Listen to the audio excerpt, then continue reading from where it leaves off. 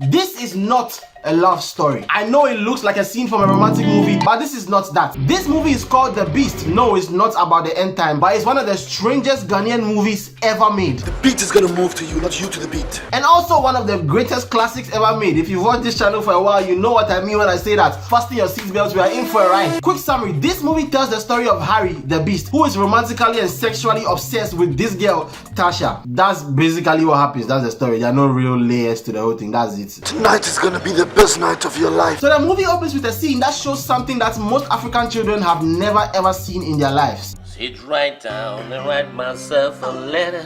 The mom and dad dancing romantically. Most of you, if you saw your parents doing this, you would think that they have mistakenly eaten your brownie. Many of you, the only time your parents hold hands is when they are in church and they say everybody hold hands and pray. Let's not even talk about the older generation, the grandparents. No romance at all. 14 children. How does that happen, Grandpa? How? You care for a dance, my dear? So these are Tasha's parents, played by Nana Hayford and Kofi Adjololo, and I hope to God that they paid Kofi Adjololo for this movie, because you know what he said a while ago. About 7 producers in this country, they owe me monies, like that. All the big producers in Ghana, some of them they owe me 2,000, 3,000, 1,000. You on the internet they say I'm worth $800,000. Me, one producer is here, he owes me. And if he doesn't give me money right now, me and you will go and sleep in the cell. Please pay the man his money, okay? His name is Ajololo. He will take you somewhere. You don't pay him and see. Nogopo Shrine. So yeah, in this scene we meet Tasha and her family, and we get to know that this is a nice family. The mom and dad dancing, everybody's happy, you know, all the stuff that many of you wish you had. So in the next scene we meet this guy wearing a yellow shirt holding hands with this girl who has a slim, thick booty. And we also meet Tasha and her friends. You've gone out with virtually all the guys on campus. Now what you guys don't know is that back then in 2009, the Ghanaian movie industry came up with this amazing technology where they could read the minds of the actors and the actresses. You know, they could get the dialogue from their brains, because over here, as you can see, It's just about finding Mr. Right. He comes only once and you don't let it go. How do? He's going to be extremely special.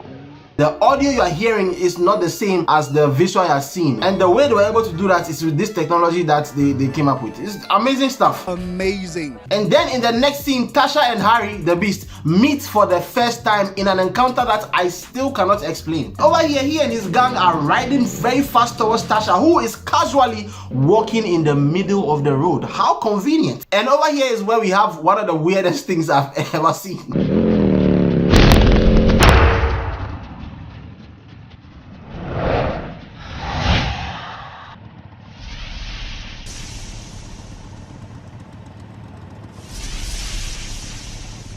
I still don't know what that is. Did he mark his territory when he did the face? I mean, that thing is kind of gay. Like many girls in society, she was hypnotized by this bad boy who is clearly bad for her and weird as shit. But as crazy as it looks, that scene over there establishes the character very well, because throughout the movie, he just keeps doing weird shit after weird shit. Like even their next encounter where Harry opens his mouth for the first time, it's just the weirdest thing ever.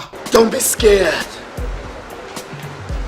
The beat is gonna move to you, not you to the beat. Yes, the already programmed beat will move to your body. You know what? This guy has a point. I actually agree. We made the music, so how can we become slaves to the thing that we made? Can God become slave to man? What if we made music that followed our rhythm instead of the other way around? The white people will love it because, you know, they have no rhythm. They clap on the 1 and 3 and they dance to the lyrics. And this thing showed one of my biggest problems with the movie and this character. It looks like they wanted to make him mysterious and give him this dark vibe, but then the writers missed the part where the mystery has to make sense, because a lot of the stuff this didn't make no sense. Like look at this. First things first, move closer. Feel the vibration. Feel the rhythm. Feel your heartbeat. Tell me what your heart says. My heart is saying, oh so. Feel the by force mysterious acting and dialogue that makes no sense, that has been injected into his veins and his butthole from the stars and the skies into the universe, all the way down to the downstairs. Gotta check into the downstairs, man. Seriously, they could have made Langabell write the dialogue and it would have worked. Tell me the rhythm of your heart. Tell me the language it speaks. What did you just say, please? The seed of the Babylon, the sea, the fish and everything. Now, Tasha's dad is planning a family trip. We are going on a 4-day holiday. So Harry is not happy because they're taking his girl, or as he calls her, his possession, away from him. All I want is my share of your time. So Tasha goes to his place to tell him, and while they are going back and forth, she says this. Possess you even in your breath. If you ever dare try to separate yourself from us, you will lose your breath. Harry, you're beginning to scare me. Oh, oh, he's now beginning to scare you. He didn't scare you the very first time you met when he did that thing. He didn't scare you then. He didn't scare you the second time in the club where he held you and did that thing and told that the rhythm should dance to you. He didn't scare you then. How about the first time he took you to his house and then he said this to you? To me, you mean everything, and from you, I must mean everything. If anyone or anything try to separate us, I will kill him. If that person was you.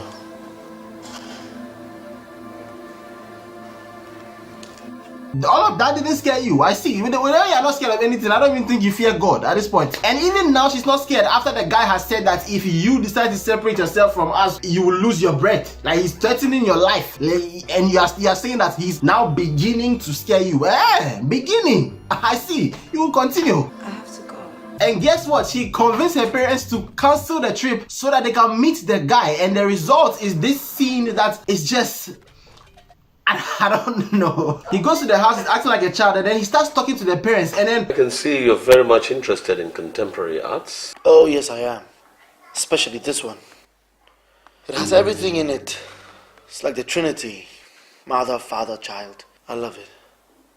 Again, they try to do this mysterious thing, like make him sound like he's some kind of sophisticated, mysterious guy, but it just wasn't hitting, you know? Mrs. Brooks strikes me as a very intelligent and beautiful woman. But she has this tension in her voice. And it's either one of two things. Either she is nervous or unsatisfied. You've got to go down on her, doctor. Do you love your husband? Yes. You know, I kind of get what they were going for. You know, they wanted to do that Sherlock Holmes stuff where maybe he's trying to deduce stuff by looking at the people, but you know, the source is not saucy, you understand? And in this scene, we learn that Harry can do everything in the world. Harry is a jack of all trades. He cooks, he sings, he paints, and above all, he's good on it. He's a crazy rider. I mean, he's an excellent biker. Oh, mommy and daddy, you thought she was talking about sex? That's why you were so confused. No, you have it all wrong. He's a very good rider on the bike, but when they do have sex, she is the one doing the riding. She forgot to tell you that part. She's the one who is good on it, not him. Tash, do you love Harry? And it was not just the mystery that they overdid, but also the violence. There were many times in the movie where he would do something violent that's just uncalled for. The next scene is one of my favorites. I lost 2 buckets full of my fucking precious blood. Now I know this might be hard for you guys, but please try and ignore the fact that a guy who has lost 2 buckets full of blood is still standing over there talking. Because what the doctor is about to say may be the best medical solution to blood issues you have ever heard in your life. Trust me. I think I need 2 pints of that shit. But just relax. Just get vegetables and fish and you'll be okay. Vegetables and fish, who knew? All these blood donations we do every year, blood banks, all these people who have died because they couldn't get blood, who knew all they needed was vegetable and fish? Shut down all the blood banks and fill them with vegetables and fish. Whatever. Yeah, whatever. Who gives a fuck about the loss of blood? But the main thing I want to show over here is Harry's reaction. And how much is that? Oh, vegetables and fish. I heard you, doctor. I said, how much is that? How much is vegetable and fish, doctor? What is this reaction? Like, what? He's not a market woman. Why are you asking him the price of vegetable and fish? Go where they sell vegetable and fish and ask them. Please, can I go? But this is what I'm saying, the overreaction does not match the intensity of the scene. Is that thing that classic Ghanaian movies did a lot, where they have to hammer on the same points for like 45 minutes of the movie. And that's exactly what they did with this character. What? I've just been made captain of the basketball team. When? Right now, no. Wait, you are the captain of the basketball team? The way you run inside, we can tell you like balls, but certainly not basketballs. Looks like you like the balls that stay in the sack, not the ones that go into the basket and out. Everybody, I'm a main captain of the basketball team. Oh no, you're joking. If this guy is the captain of the basketball team, then who are his teammates? 11 other little girls? Oh, I'm so happy for you. Oh my god. Oh, I'm doing hoops. I'm so Jesus. Oh my god, you have to call your mother and your daddy. Oh my god. Oh, me take out your father. I come to feel someone's girlfriend's boobs. The girl also wanted to talk, and guess what happened to her? Harry, what the hell? Why?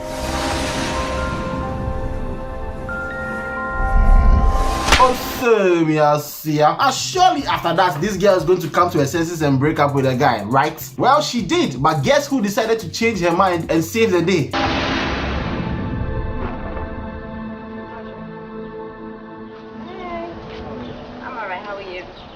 The male best friend who got punched in the nose and saw his female best friend get slapped in the face. What's going on?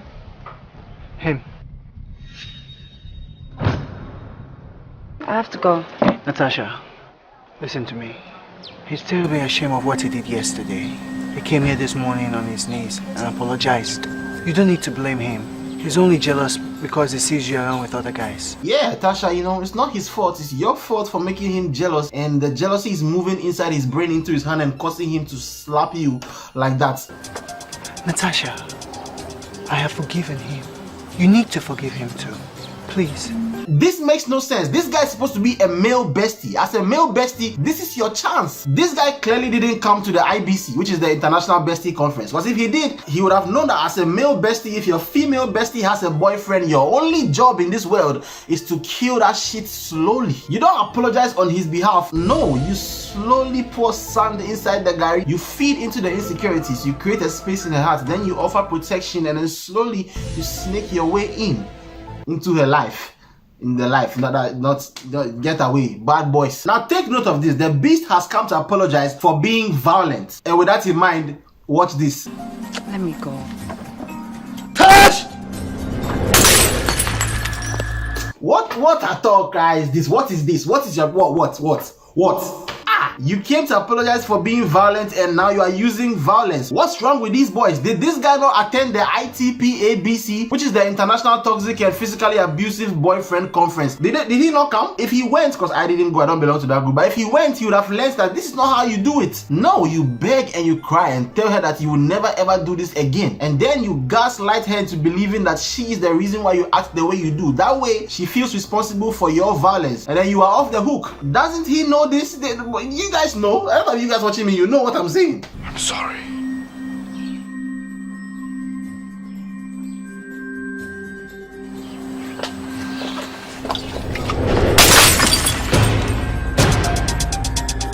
Bro, how many things will you break? What is this? What is your problem? Hate me forever. Or love me forever. Hate him forever. That's the correct answer. That's what you should do. Hate him forever.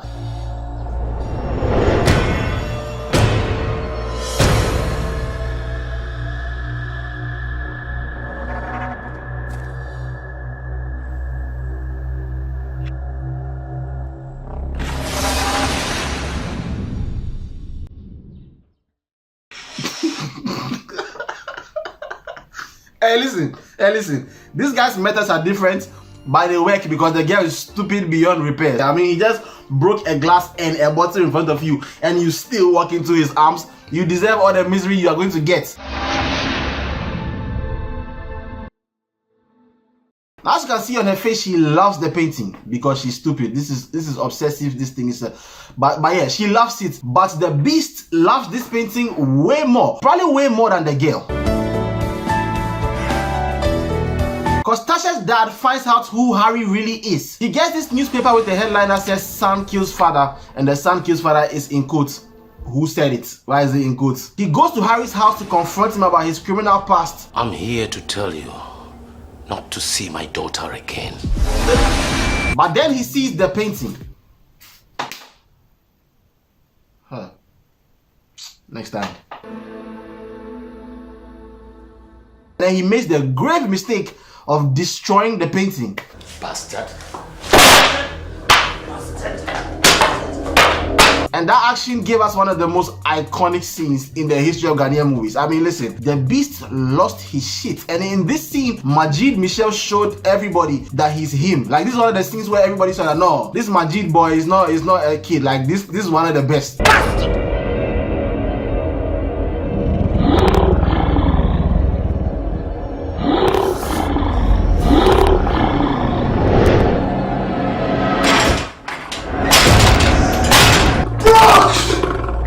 And as the sweet sobolo or tin tomato juice that they poured into his head dripped down into his eyes and onto his lips, he gave one of the most chilling speeches ever in movie history. I am not scared of your threats. I am not going to sacrifice my love. Natasha is my obsession, and I will get her at all cost. I see fear in your eyes. You don't scare me one bit. Look closely, Brooks. If I can shed my blood for your daughter, I can shed any other man's blood. I mean, this part you could tell that the sobolo had entered his eyes, so he couldn't close his eyes well. Hey, Majid Michel, wherever you are, I don't know if you've gotten your voice back, but wherever you are right now, please Come for your flowers. Come for your flowers. Tomorrow, 7 p.m. Don't be late. DM me for the location. A great scene that inspired so many young actors like Dilove from YOLO. I see fear in your eyes. You don't scare me one bit. Yeah, he remade a scene and did that whole monologue. And the crazy thing about Dilove's own is that he wasn't just acting. These were real emotions that he was pouring out about that girl, Nana Mampofa, the one he asked the YOLO with. I can shed my blood for Nana Mampofa baby. I can shed any other man's blood for Nana Mampofa baby. And I know this because I edited Dilove's video and did the sound. So there's some parts that I had to cut out. He added some extra stuff and he was talking about a lot of things he was saying, points hard to the girl. And this is a fact, but don't quote me on that. Just got my defense. From a distance, girl, I'm feeling good. Hey, I'm joking, please, Dilove. I'm joking. I don't have any information. The girl wasn't there. I'm joking. Dilove, don't sue me. Hey. Natasha, I don't intend to break your heart. Had need not arisen, I wouldn't have called you in here to say this. Dad, you're scaring me. Oh, he is scaring you now. He hasn't even said anything crazy yet. My dear, your relationship with fear is very strange. He is a bloody murderer. He killed his own father. What are you reading on a paper? There's only one headline at the top. It's son kills man. Why your eyes moving down there like there's something over there? So after all this information, there's enough evidence for this girl to make the right decision and break up with the boy, right?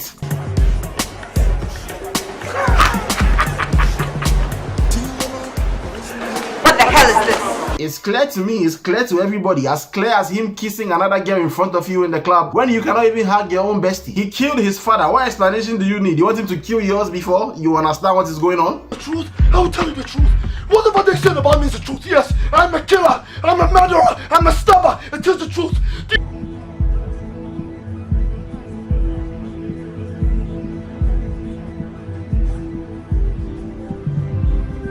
And just like that, we are back to the beginning. The love is so strong that no matter how much they keep going in circles, they will always come back to square one. This is true love at its finest. Even after the guy has confessed to being a killer and being in jail all his life and everything that they said about him is true, she still loves him and presses his face into her boobs.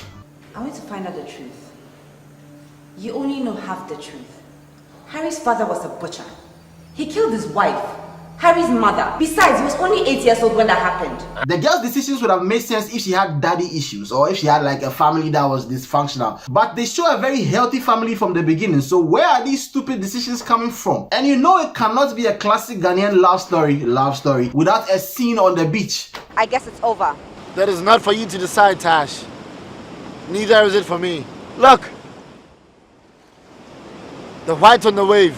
They're inseparable, like you and I. Oh, Charlie.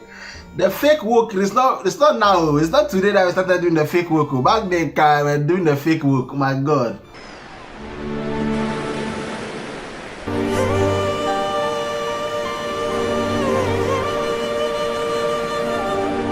I thought you were going this way, now you're coming back like this. And from this point onwards, the movie becomes a cat and mouse game between Harry and Tasha's dad. There's all kinds of drama. He goes after the people who publish the newspaper. He goes to burn the newspaper in front of Tasha's dad. Didn't I tell you never to come near me or anywhere near my daughter? All kinds of things, Basabi. He tries to get the police to arrest Harry, but they don't have any cause to arrest him. The law has already punished him. What he does after his release, the law can't stop him. Commissioner, you need to do something about this. Please, this is very serious. Legally, I can't do anything. But since Dr. Brooks is a nobleman, I think I'll make my boys pick him up for questioning. Legally, I can't do anything, but illegally, I'll see what I can do. At some point, he uses toothpaste to write "I love Natasha" on the windscreen of the car. How much toothpaste was he carrying on him, and who did they buy this much toothpaste from? That person's children's school fees must have been paid for that whole year. You still haven't told me why you insist I spend the night. I'm gonna prove to your father, and he's gonna realize that love is a bond. So at this point, the father has had enough, and he decides to really dig into Harry's life to see what he can use against him. So apparently Harry had some mental issues when he was a kid, so he goes to Harry's psychiatrist for information. Everything a patient discussed with his doctor behind closed doors, I used to cure him. Certainly not to harm him. You see, I need to know everything about him. Everything, apart from what I have been told. This will enable me save my daughter. Everything. Okay. His entire medical history is there in that file. Wait, just like that? You just said you can't give the information out. He didn't even have to convince you enough. He didn't even bribe you. What kind of Ghanaian are you? You're supposed to ask for bribe. So he gets information on Harry's mom, and the doctor decides that because Harry fucked his daughter, he's going to fuck Harry's mom as revenge. Hello, madam. That's not what happened, but that would have been more interesting than what actually happened. So the dad goes to meet Harry's mom in a mental facility, and I must say that woman's performance over there was great. Okay, she played the thing really well. Harry, your son. I don't have a son. My son Harry died the day he killed my husband. Are you saying he killed your husband? I don't want to discuss that incident. Madam. But then over here we get an amazing revelation about Harry's past. There wasn't any man as noble as him, as my husband. Son, what is this I hear about you falling in love? You shouldn't even be thinking about that. You should be concentrating on your studies. Oh no, hell no, hell fucking no. His dad is white. That explains the serial killer nature of this guy. He has the white gene. You know that one, right? You know the one? You know the Jeffrey Dahmer gene, Ted Bundy. I'm sure his mom's black genes are what kept him from shooting up his entire school. You can't stop me from what I want, from whom I love, and from what my heart desires. The kid is Raheem Banda, bro. Every single time they needed a young Majid, they always use Raheem. I guess he was the only kid who kind of looked like Majid. He was light skinned and all that stuff. And also his father is Bandex. If you watch old Ghanaian gospel music videos, you know who Bandex is. So, you know, connections. Fun fact, Raheem grew up to become an ambassador of free education with the introduction of the free SHS program. And it's also in a loving, beautiful, sexually charged relationship with YouTuber Janice. I mean, amazing turnaround from a child killer to who he is now. You are an idiot. What do you know about love, and who taught you anything about it? And we can all see why this white guy never made it in Hollywood. What is this? I understand, but that's the reason why I have to do this is because he is just a kid. We have to instill into... Hey!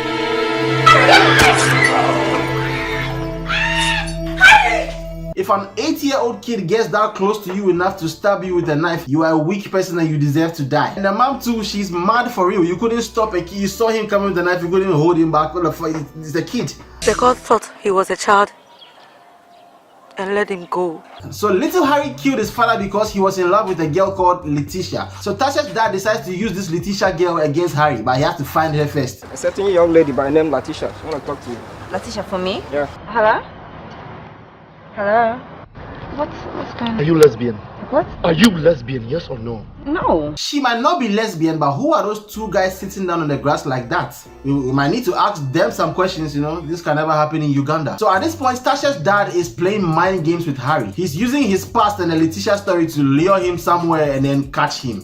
There's somebody outside looking for you. Who is that? He said it's very serious. If she doesn't see you, there will be great trouble. What's her name?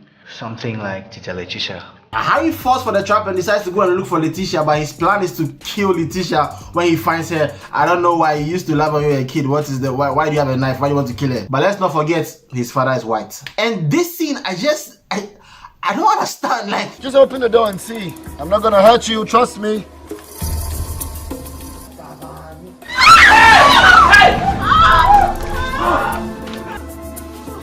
You are sitting down, your friend is dying on the floor. What are you sitting down for? Now that girl is not Letitia, she's Tasha's friend. So when he saw her, did he not know that, oh wait, this is not the girl? Why did he believe that this was Letitia when it is not Letitia? I mean, the face would have changed since they were children, but not drastically enough for them to be unrecognizable. Come on. Especially somebody he was in love with as a child. And again, what is everybody doing over there? Why are you looking blankly in the air? Why are you not helping the girl who's down on the floor? What is this? What is this, bro?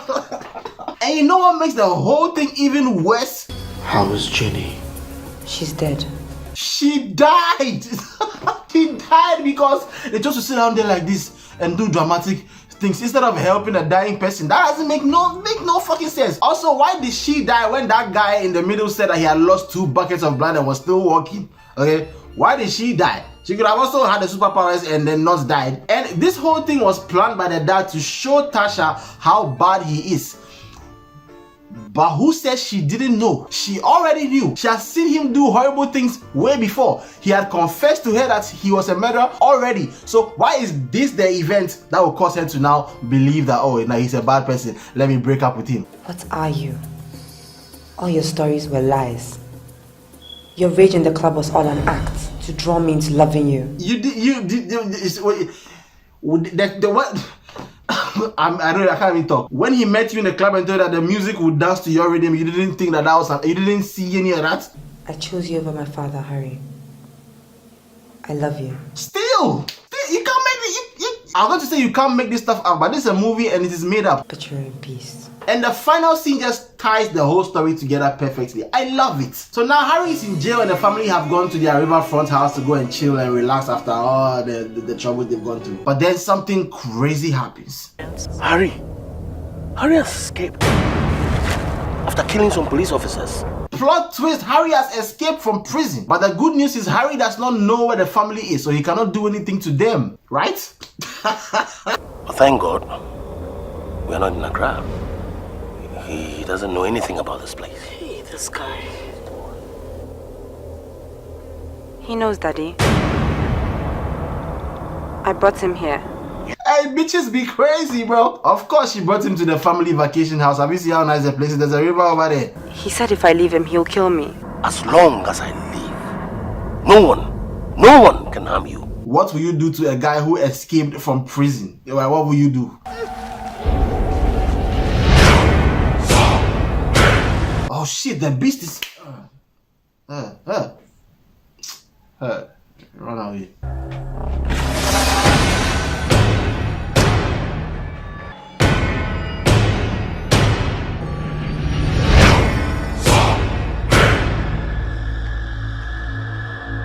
Why? Wait, why are you going? What are you doing? Why are you going? Why are you going?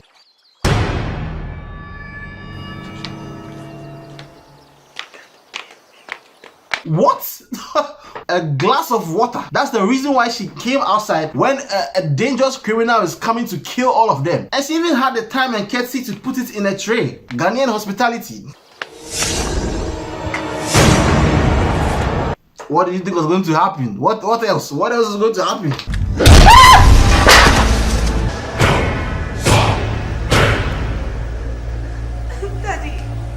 Man, Dave is holding a Kutu Stella's knife to fight off a criminal, but you don't have a gun. You don't even have a gun.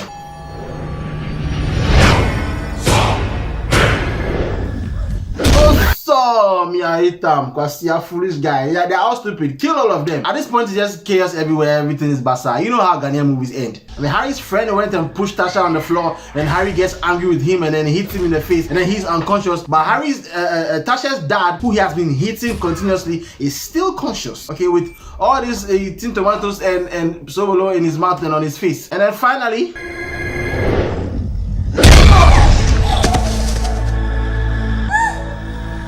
pain I feel is not that of the flesh, but the look I see in your eyes. Hey, get away. What? I have to give speech again. You just die. What's one speech again? Give your.